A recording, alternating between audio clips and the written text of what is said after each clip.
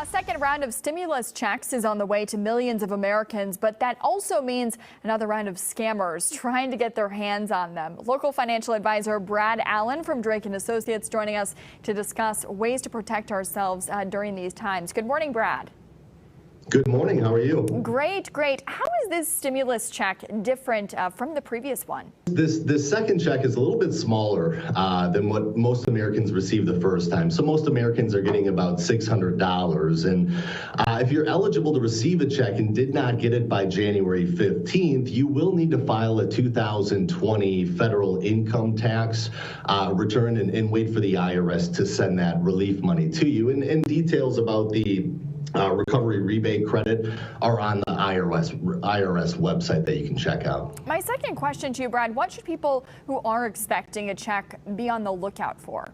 Yeah, so your 2019 tax return is really going to determine your eligibility for this one. So people who did not file a 2019 tax return, or maybe their 2019 tax return hasn't been processed yet, are going to see some delays. And even for folks who maybe use TurboTax or H&R Block to file their 2019 tax return, their stimulus check was actually put into an account controlled by that software company, which creates an extra step. You might see some delays there. So the other thing to think about too is if you have a different bank account number, if you've changed banks since 2019, you might see some delays. And I'll tell you what, scammers are still prevalent right now. We saw scamming in the first round of stimulus checks, and more than likely we'll see it now too.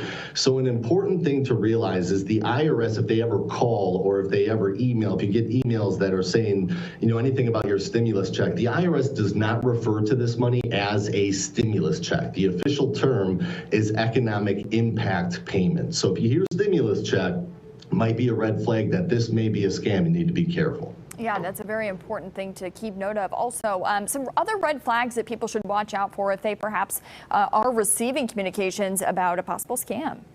Yeah, number one is unsolicited calls. Technology has made it a lot easier for scammers, and unsolicited messages, phone calls, emails, text messages.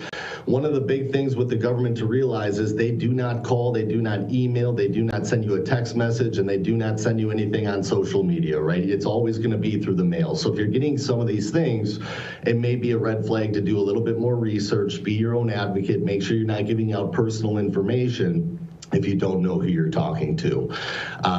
Number two is messages to verify personal information. That's something that we've seen a lot. Watch out for emails or text messages instructing you to request your benefit payment. Don't click on any links that are suspicious in emails or text messages that are bringing you to another page where you have to enter information about, personal information like social security numbers, birth dates, bank accounts, those kind of things. Again, the IRS will not call, text, social media. It's always going to be through the mail, so just be careful there. And if you do believe you have been scammed, identitytheft.gov, a great resource. And as always, you guys always have great tips. We'll have a link to your work on fox6now.com. Thanks so much for joining us this morning, Brad. Thank you. Have a great day.